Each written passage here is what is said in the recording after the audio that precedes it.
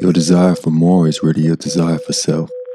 Ambition, financial and material gain is all a distraction and a move by the ego to feel validated or protected.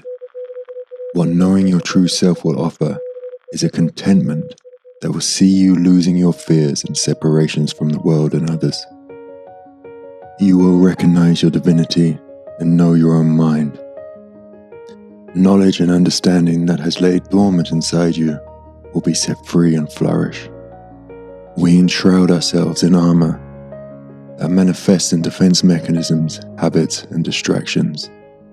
This all keeps us out on a limb, unbalanced and desiring more and more just to bear our weight and keep us from falling. But this becomes our very focus.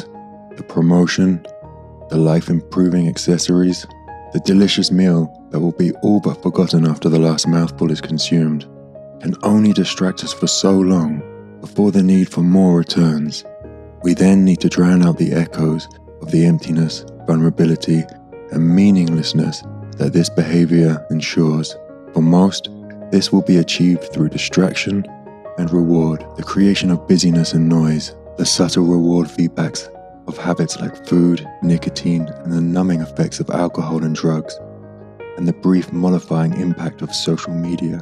For most, these behaviors are so ingrained that we don't even recognize them for what they are, but can be exposed in those rare moments of silence when we only have ourselves to focus on, stumbling around in the dark, looking for an escape from our own company. But it doesn't have to be like this. Emotional freedom is closer than you think, and your true self is present within, waiting for you to unearth. The first step is to subdue the noise and quell the distractions. We process our lives in the silence. We put to rest our yesterdays in the calm. Through the conscientious creation of time to process, we give ourselves space to think freely, leading to emotional freedom. In the silence, your mind will try to fill the space with its own noise, its own minutiae. It is important that you don't try to suppress this flood of chatter, but come to terms with it. This is the first real hurdle to overcome. It is important to understand your thoughts are not the same as thinking, and wanting is not the same as planning. To have the same set of negative thoughts running through your head over and over again, with no positive outcome, can only be dwelling. To yearn for a particular outcome, tangible or otherwise, without a conclusive plan to obtain it, is just fantasy and again not thinking. It must therefore be chatter. Knowing this, it is easier to be aware of where our mind is needlessly taking us. It is not just the noise of our busy lives that hold us to ransom and keep us from our higher self.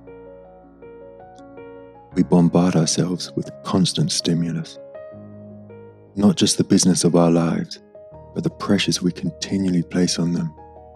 We are so willing to give our sovereignty away to needless responsibilities and debt,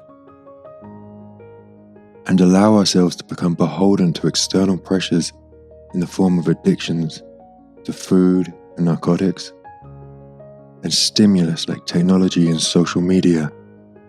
We follow the news thinking it is enlightening our minds, and we are seeing the world without the veil, when really we are taking on the tragedies of others and pandering to our most animalistic need to keep what we perceive as danger in sight. Too many commitments and the need to load greater responsibility onto your plate increases your chances of failure. Foolish debt chains you to a frivolous past. Sugars and nicotine need to be present in an addict system for that individual to have clarity. And alcohol and narcotics, in their mildest, only help to defer the problem until tomorrow. Bringing these into manageable levels or freeing yourself from them altogether will reduce the weight of the world we bear. Give us the breathing space to expand the vision and possibly emancipate us from the people we used to be.